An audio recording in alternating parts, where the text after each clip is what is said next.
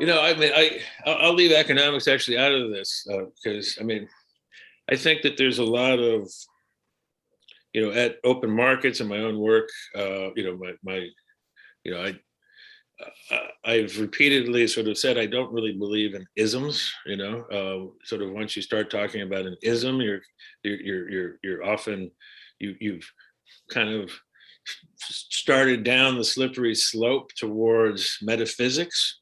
And I think that one of the things that we see when people use the word capitalism is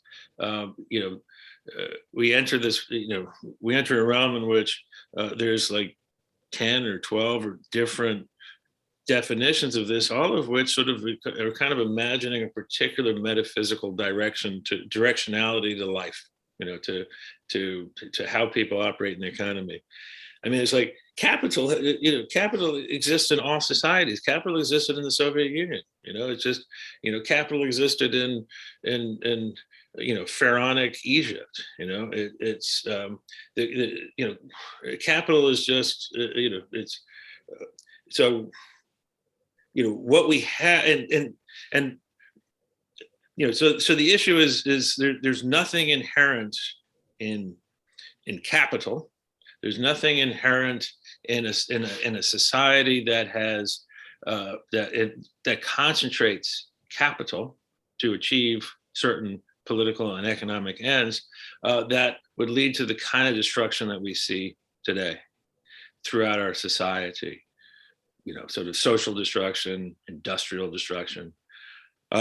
What we, I think it's actually useful if you want to talk about capitalism to just, look at the way the American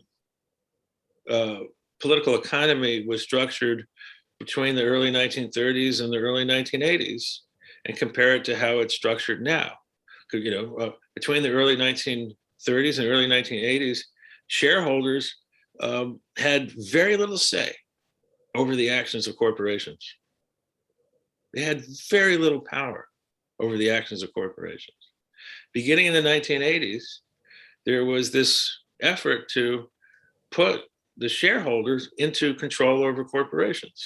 And there's a whole series of actions. In the United States, we're actually doing an article about this right now, and we're showing how the shareholder capitalism that was established in the United States between about 1982 and the year 2000, how that basically has resulted in the destruction of the semiconductor production in the United States, because the capitalists within our system, the shareholders, destroyed the industry. They broke it apart, they sold it off so they could stick billions and billions and billions of dollars in their own pockets. And now today we wake up and this fundamental tool, we don't have control over this tool anymore because of the way because we gave power to the wrong people.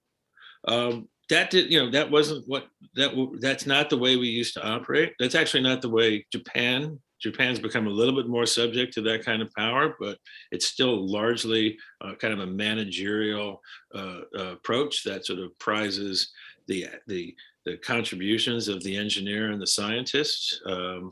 Germany, is certainly less that way. It's like the German approach prizes more the contributions of the engineer and the scientist,